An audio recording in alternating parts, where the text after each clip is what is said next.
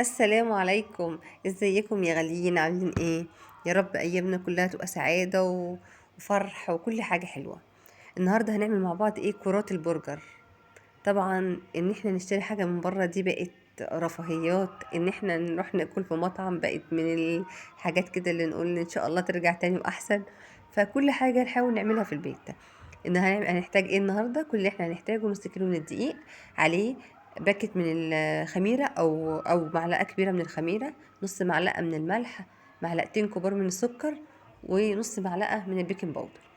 المكونات الجافه كلها هنخلطهم ببعض، وننزل بقى ايه بمعلقتين 3 من القشطه. مش هنشتريها طبعا، وش القشطه اللي بيبقى عندنا نحطهم في علبه وفي التلاجة، لما نحتاجهم هنطلعهم. هبس بقى ايه القشطه مع الايه مع الدقيق، حاجه كده تحفه. بعد كده هنزل بكميه الميه طبعا حسب كل دقيق. هعجنها حلو، انا عايزاها تبقى ملزقه معايا، مش ناشفه. هعجن فتره حلوه كده، وبعد كده هنزل بمعلقه من الزيت عليها، واسيبها بقى تخمر خالص كده، اركنها على جنب. وبعد كده نشوف هنعمل ايه. انا عندي ربع كيلو من اللحمه، بصوا ربع كيلو بس.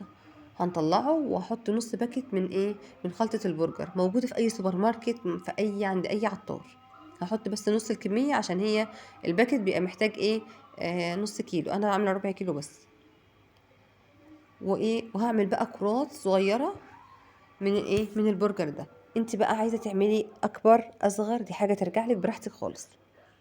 وهعمل بقى قلت حبة دلع كده برضو، مش عشان خاطر الدنيا غالية، برضو نعمل معلقتين كده من الموتزاريلا. ممكن انت مش عندك بلاش خالص، ممكن تحطي فيها، عايزة تضيفي تضاعفي الكمية، تحطي فيها مثلا اللهم صل على سيدنا محمد، بطاطس محمرة مسلوقة محمرة صغننة كده، تحطيها عليها مع اللحمة وهي نية، اهم حاجة اللحمة تكون نية. وتكوني مسوية البطاطس محمراها وتحطيها عليها، برضو هيبقى طعمها تحفة جدا. هتعملي بقى الكرات اللي انت عايزاها براحتك. وبعد كده العجينه اختمرت، مش هفرد بقى ولا اعمل حاجه، هاخد كره صغيره زي ما انتم شايفين كده. جبت البايركس عملته بس بالزيت، معلقه من الزيت كده عشان ما يلزقش من تحت، وبفردها بايدي كده زي ما انتم شايفين، ونقفل حلو ونحط. بحاول اعمل واوريكم، بصوا ايدي هتلاقوها ملزقه شويه، بس مش اللي هي بايظه، لا، ايديا ملزقه حاجه بسيطه، ودي حاجه حلوه جدا عشان هاخد نتيجه ان شاء الله احسن، هتاخدوها كمان تعملوها احلى كمان من اللي انا عاملاها.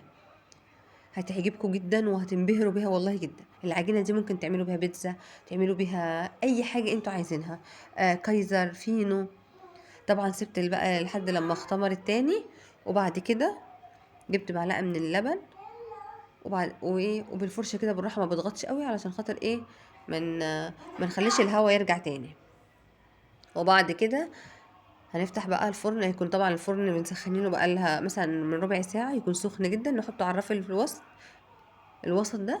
واول ما ياخد لون حلو هطلعه. هوريكم بقى هعمل ايه. اول ما يطلع، بصوا هو بقاش باللون ده، انا ما خليتوش غمق قوي. هحط عليه رشه من الموزاريلا وهدخله تاني. انت مش محتاجه تحطي رشه الموزاريلا دي، ممكن بصوا حته زبده صغيره خالص تلمعي بيها، تسيبيه شويه ياخد لون احسن من كده، وتلمعي بيها المعجنات دي او الكرات دي، هتبقى معاكي تحفه. انها تنبهر، اللهم بارك بشكلها. بص اللهم بارك لما خرجت، انا مسكت بقى قطعه من الزبده صغيره ومشيت بيها عليها، ادتني اللمعه دي، وهي طريه جدا جدا جدا. بص انا بحاول اوريكم كل حاجه فيها، ان شاء الله تعملوها احسن.